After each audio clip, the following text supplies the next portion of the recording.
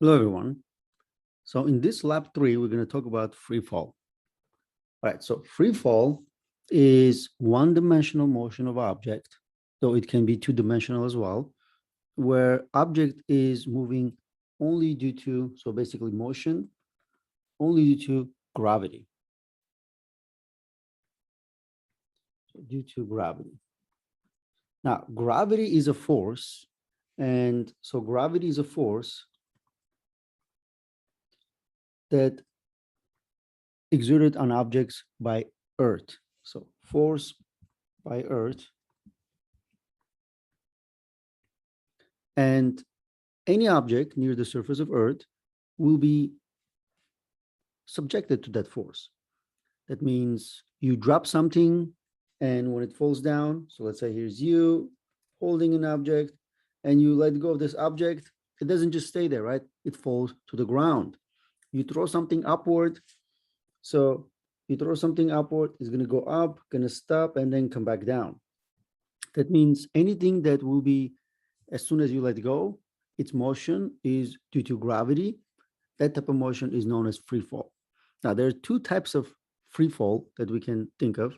One is just one-dimensional, when object, let's say, so let's say you're holding something, and then you let go, and it just goes straight down, because you drop an object, or something, as I said, right? So you give it some initial velocity upward, so you throw throw the object upward, it will go up, but gravity always acting such that it is pulling things down.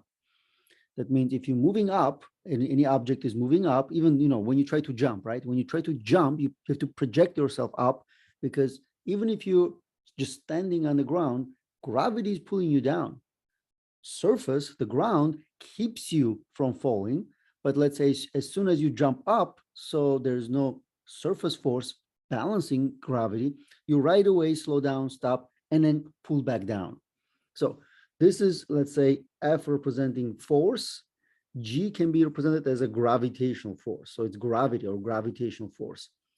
Now, any object under gravity assumed to be influenced in a vertical direction only in this particular case. That means gravity only acting in a vertical direction, and it's acting in a downward vertical direction. So in a way, any type of horizontal motion is unaffected by that. There are two types of two types of free fall motion we can look at. One is straight up or down. The other one is sort of like a projectile. Imagine you kicking a soccer ball with some kind of, so let's say here's a soccer ball, you kick it with some kind of velocity, it's going to go and come back down like that, or a cannonball, something like that. There is also a free fall. This one is a two-dimensional free fall, not necessarily something we're going to be looking at in this chapter, in this lab. So what we're going to do here is we're going to think about our object is being, let's say it's a tennis ball, or some kind of, could be like a baseball, could be a bowling ball, not bowling ball.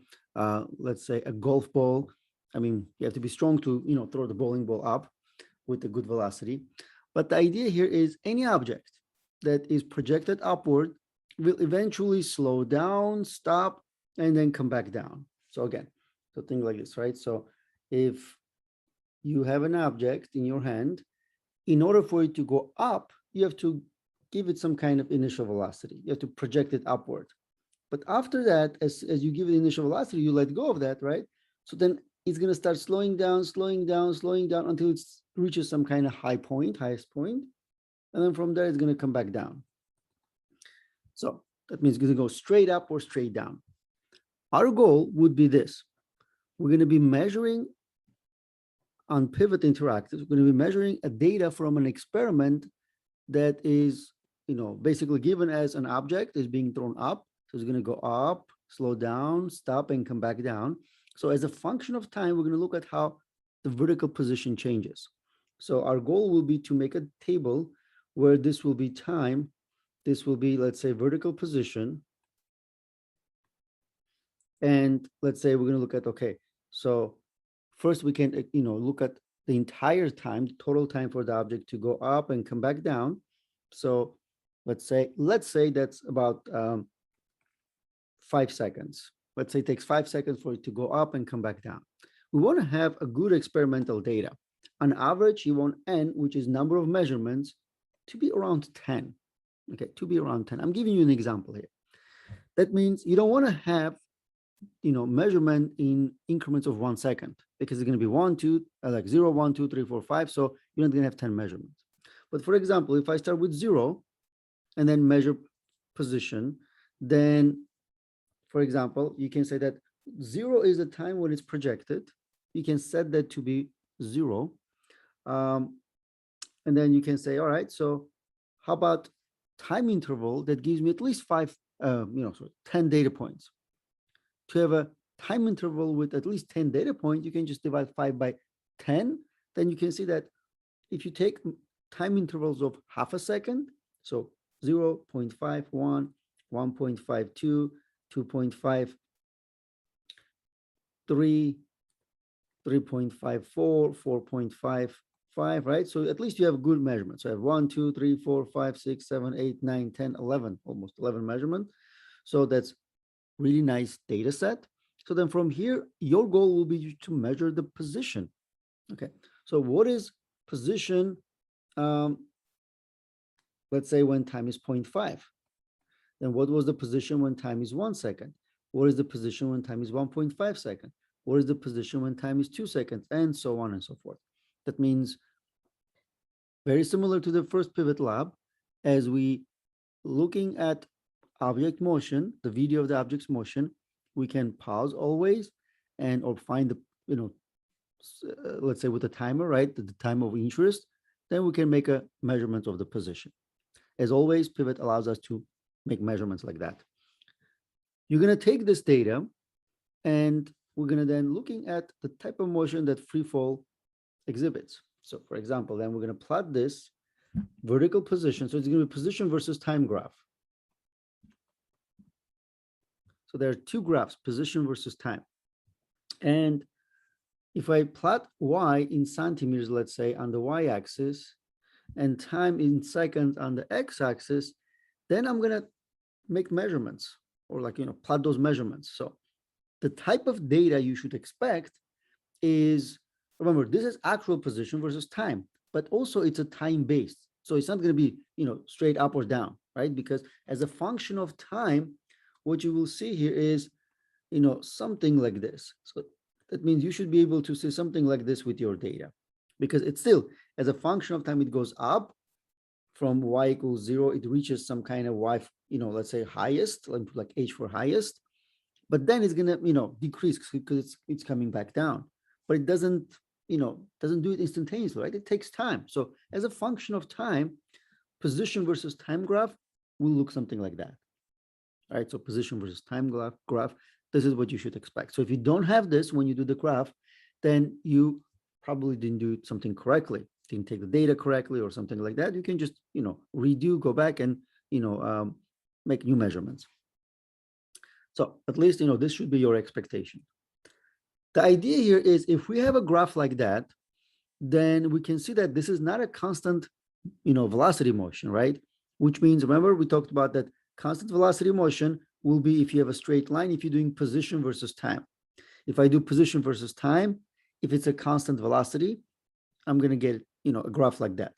Remember, when velocity is constant, this means that your system has no acceleration. Your system has no acceleration. But that's not something we have. What we have here is whenever you have a free fall, your motion is influenced by gravity. And gravity is going to give you a curved graph like this. Again, what does it mean when the position versus time graph is curved? Remember, we talked about this in lab 2. Lab 2, we talked about that if your graph has a curvature, then it's acceleration. There's acceleration, right? So there is a motion, due to some kind of acceleration. Now, acceleration due to gravity, I'll put like here. So acceleration due to gravity is actually constant. So let me say vertical acceleration is constant. Now, what does it mean? It's constant acceleration. That means any object changes velocity always at a constant rate. always at a constant rate. So this is going to be the first lab where we're also going to be doing velocity versus time graph. Hopefully, you know, right? So we have a position versus time. So we looked at. Now we're going to look at velocity versus time. I'm going to show you sort of like a difference, velocity versus time. Now, vertical acceleration, when object in a free fall is, as I said, right, it's constant. And Galileo Galilei was the first person about 500 years ago to recognize that when object is falling, it not only moving, let's say down, that means influenced by Earth such that it's pulling down, but also accelerating down. That means if you're moving down, you're going to speed up. If you're going up, you're going to slow down until you stop and then speed up down. So it's acceleration always straight down. And this acceleration always constant. So the magnitude of the acceleration of free fall, something like a free fall, this is the magnitude, is always going to be equals to 9.8 meter per second square, which we can roughly make it as sort of like a 10 meter per second square, round it a little bit. But this is kind of what we have. That means this acceleration due to gravity should be about 9.8 meter per second square. Now, our measurement is going to be done in centimeters, so it's roughly 980 centimeter per second square, or roughly 1,000 centimeter per second square. So we should expect a value like that for the acceleration. And it's a constant acceleration, and acceleration, remember, means that velocity changes. And if velocity changes, the position versus time graph, remember, so this is position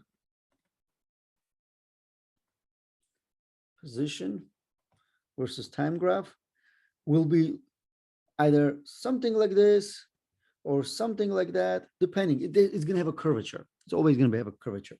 Okay. Now, but if you're talking about velocity versus time graph, when we're doing velocity versus time graph, we talked about in lab 1 that if you have a position versus time graph, remember, we talked about if you have a position versus time graph. So let's say, you know, X versus T or Y versus T, doesn't matter. So we talked about if you have a, let's say, a line like this, then we can find 2 points on this line and find the slope. And if you remember from that particular lab, we talked about that slope of the position versus time graph is actually velocity. Okay, it's actually velocity. Now, the velocity being slope of the position versus time graph generally is easy to find when you have a motion like this and your graph is a straight line. Remember, this means it's a uniform motion, no acceleration. But obviously now our graph is going to be curved, so there's going to be acceleration. Now the question, how do we find a slope of something like this? So we can come back down here. So for example, let's say, right, position versus time graph, you should expect something like this. How do we find velocity from something like that? Well, it's again slope of the line, but because we don't have nice straight line, so we have to do it several times depending on our time of interest. So then that means about 0.5, 1, 1.5, 2, 2.5, 3, and that, right? So for those specific times, then we're going to find what we call the tangent line. So some kind of line like this to this particular time.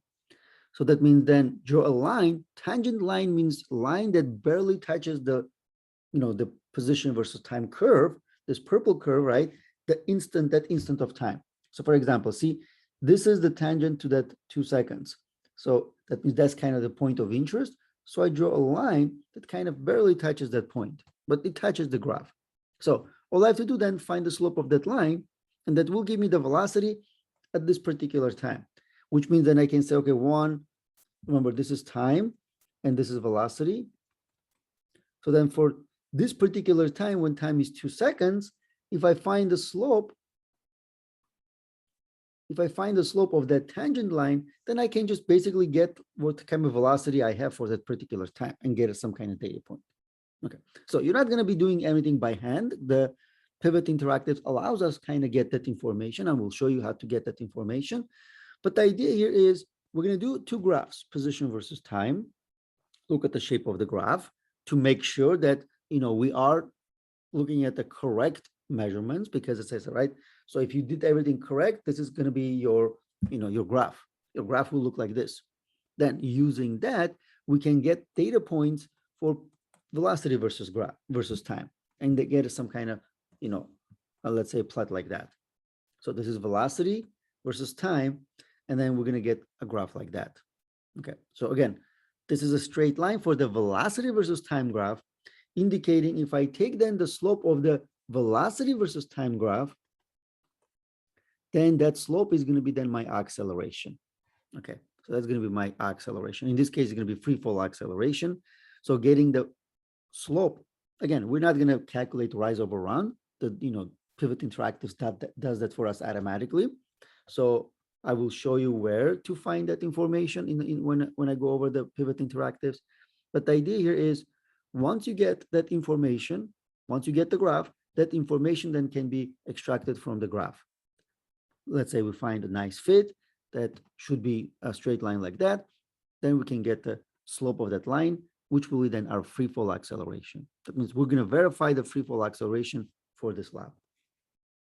All right, so that's kind of like the theory behind a free fall concept. That means any object under gravitational effect will slow down and stop and come back down if it's projected upward, or if you're dropping, it's going to start speeding up downward. For our lab, we're going to have several objects that are going to be thrown upward with some initial velocity. So they're going to go up, slow down, stop, come back down, and then we're going to make some measurements and be able to do some calculations. All right. So hopefully, more or less, you guys are clear on this in terms of free fall. So let's go to the experiment itself and see how we can apply this concept, right? Concept of free fall to that, to that pivot lab, particular pivot lab.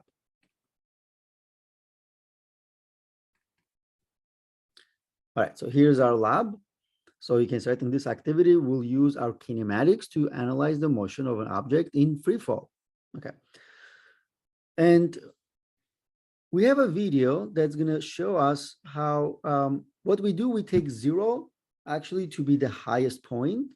So this point, what we're going to have here is we're going to have an object, several objects going to be actually thrown upward. So let's play the video.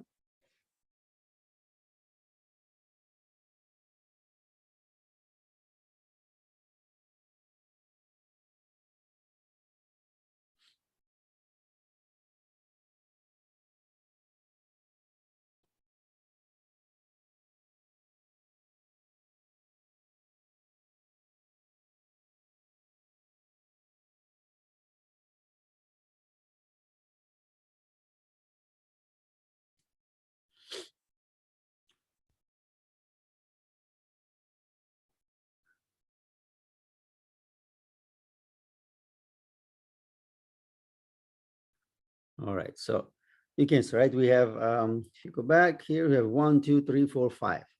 Okay, so and you're given 1, 2, 3, 4 on the left side, the first 4, right? You're given their mass, you give their size, and so on and so forth, but not for the last one. So in a way, we're going to ignore the last one. We can sometimes do that for a reference, but you have 4 options, and you can choose any of those. You can choose any of those, and you're going to do only for one of them, not all 4 of them.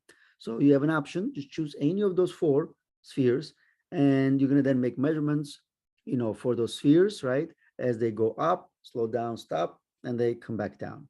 So that's kind of what we have. At this point, you're going to watch the video, and then you're going to answer some of these questions over here. So just straightforward, multiple choice questions. You have 3 submissions, which means that the idea is for you to learn. If you do it once, you get it wrong, learn from a mistake, try it again, until you get the right, and learn, eventually what's the correct answer. So you have a couple of basically multiple choice questions, and then one, there's a required free response. So you're going to then choose which one of those balls you're going to use. So basically, so you have green rubber ball, lead ball, large steel ball, and small steel ball. Decide which one you want to do, and then just write that down over here. And then you're going to log the answer. That means you cannot go back there anymore. So, and then go to the next part. So the second part just teaches you about how to make measurements. Again, something like that, very similar to the last lab, which I kind of went over it, but it shows you, right? So you can click on this the toolbar to open the menu where there's a stopwatch and there's a ruler. And there's also sort of like I have embedded content, which teaches you, how to do velocity versus time graph. So if you click on that, you can start instructional video, making a velocity versus time graph. Again, I'm going to talk about it, but just in case, you also have this here, and it just shows you how to make a measurement position versus time, and then how to use that to get velocity versus time. But I'm going to show you over here anyways, but you can always go and refer to that one as well. So this is just basically graphing instructions, directions. Then we're going to go and actually make take experimental data and make the graph. Again, coming back to this, once you choose, and what I'm going to do right now as a reference, I'm going to use the fifth ball, which, as I said, I don't use the fifth one. I'm going to use that for reference purposes right now to show you how to do some of the experimental data.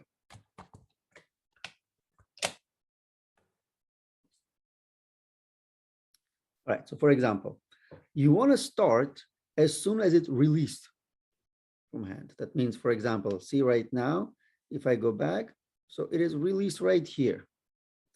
So maybe I can wait until it's -70 and then start from here. So then I'm going to have my toolbar open and I'm going to start the timer and reset because I want to start from here. And I'm going to put my, ruler. So you can see, right, I get much more precise because if it's between 60 and 70, I don't want to estimate. I want to get a precise measurement. And you can get in terms of frames and so on and so forth.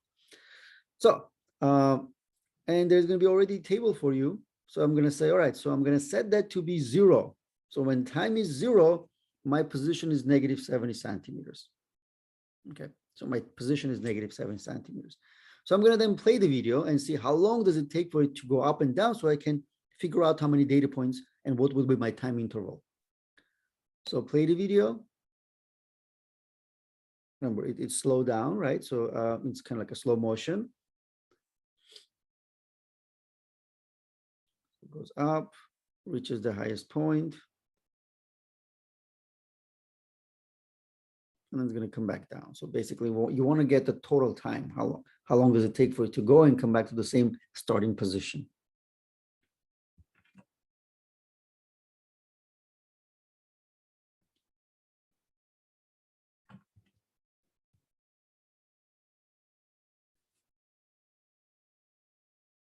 All right, so roughly something like this.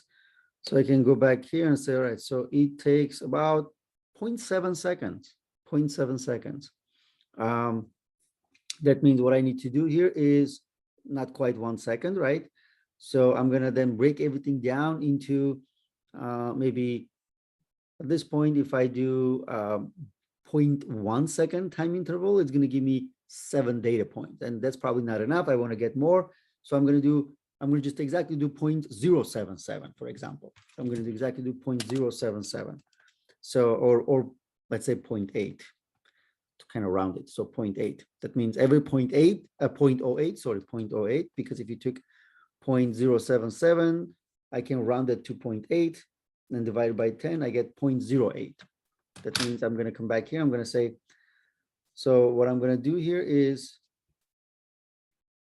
I'm gonna set, let's say do 0.8. But one thing we can do here, we're gonna be able to, let's see if we can make a formula. Maybe we can't at this point, but let's say 0.8, sorry, 0.08.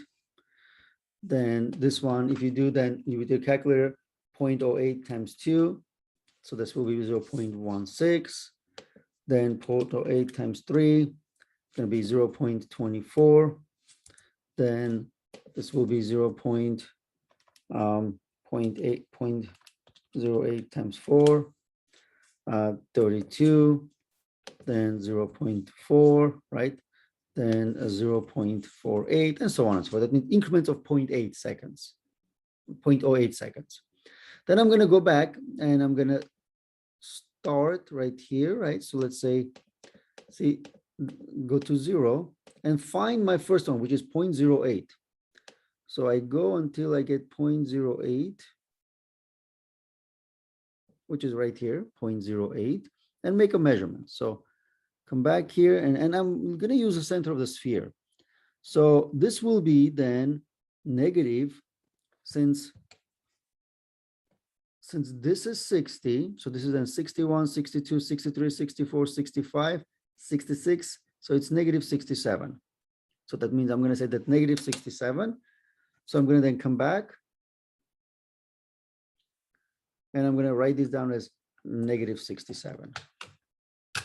All right, so then I'm going to go to my video, and I'm going to find time 0.16 seconds. Okay, so hopefully, I can go back and look at 0.16.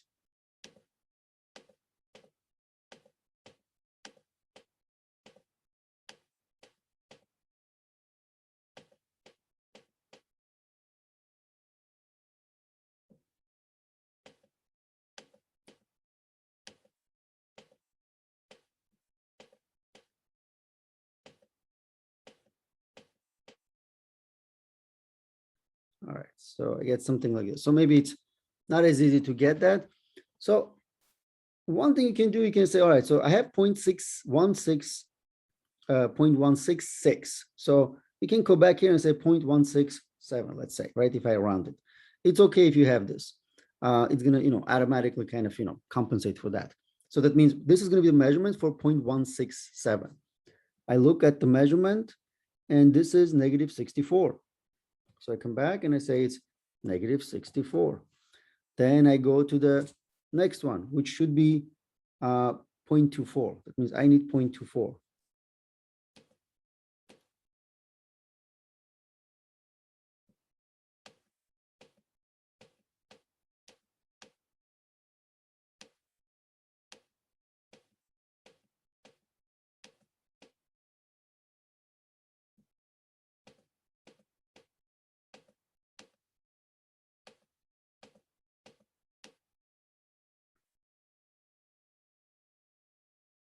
All right, so let's say here is closest I can get. So I can go back here and I can modify this.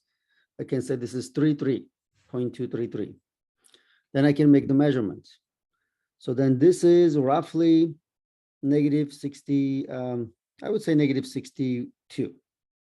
So you can kind of be, estimate slightly. So it's technically negative 61.5. So I can maybe even do that. So negative 61.5. And I go to the next one, 0.32.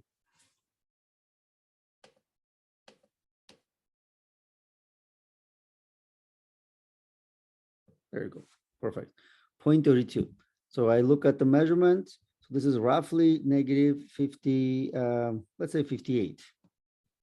So I go negative 58. Then I go to my next measurement, should be 0.4. So if you go then 0.4, there you go. This is negative 56. So negative 56, right? So then you're gonna, continue getting the data points and so on and so forth. So at least I'm giving you sort of like an example of what you should do, but you have to understand, right? So you're gonna measure more data points. So you remember, you have to go all the way to 0.77. So you need, way more data points than what I have over here. Let's see. I think I'm not really doing this correct. Give me 1 second.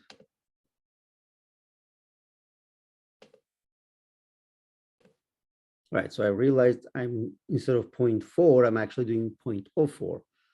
So that means, sorry guys, I made a little mistake here.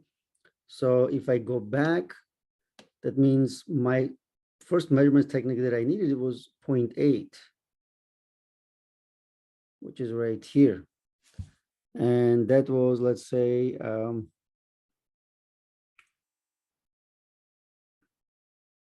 what do I have? Negative 43. So that means here, negative 43. Hold on.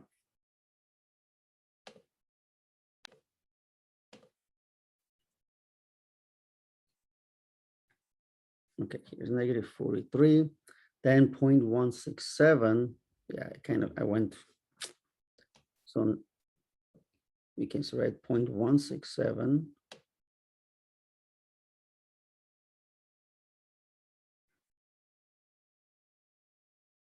There you go. So I was going way too precise. So that's why it was difficult to get measurements. And this is negative 20. There you go. Makes much more sense. So this one is then negative 20. So the next one I need 0.233.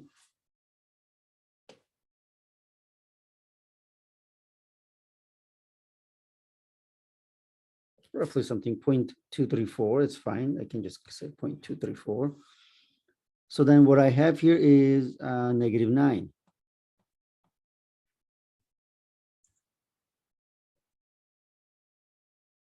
So this is negative 9. Then next one is, let's say, 0.32. So 0.32. And here I get, finally, I get 0. So I get 0 here. So the next one will be 0.4. So then going back, I have 0.4. Okay, so 0.4 actually goes slightly above. So maybe I would say this is maybe like 2 or something like that, positive 2. Okay, like that. And then after that, I'm going to do 0.48.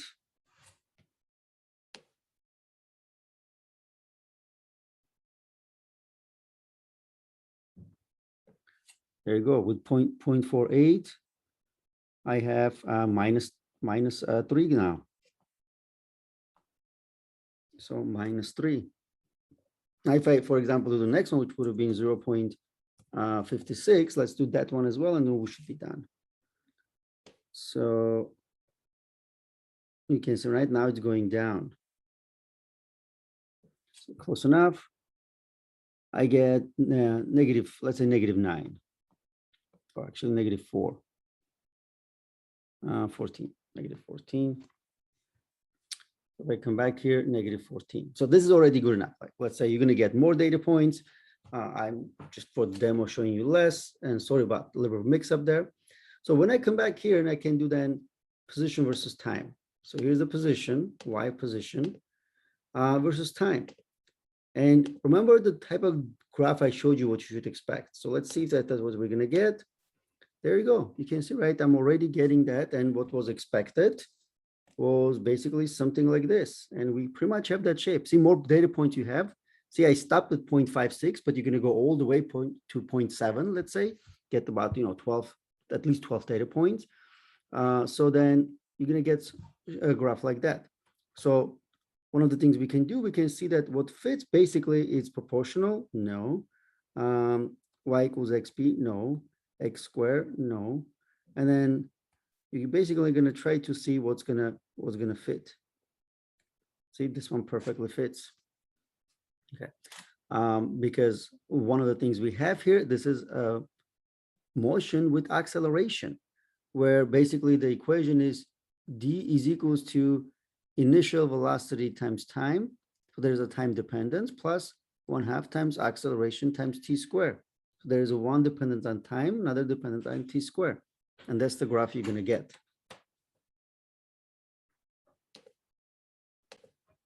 All right, so that's basically what we end up with, right? So you should be able to see it's a quadratic. There's a t dependence, x replaces t because it's the x-axis. For us, x-axis is time. So there's a time dependence quantity, and there's a time square dependence quantity, and that's what we have. That's why when you do this distance versus time, you're going to get a graph like that if it's not a constant velocity motion, but it's a motion where there's acceleration. All right.